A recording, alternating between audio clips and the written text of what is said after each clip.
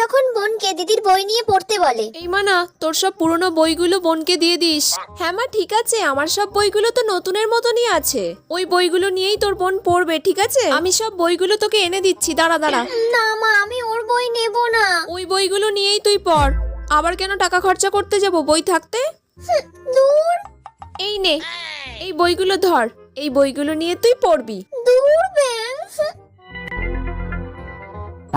এই দিদি, এখানে রাহুল প্লাস সুপর্ণা লেখা, এটা কি রে? কই দেখি। তোকে এই বইগুলো নিতে হবে না, তুই মাকে বলবি তোকে নতুন বই কিনে দিতে।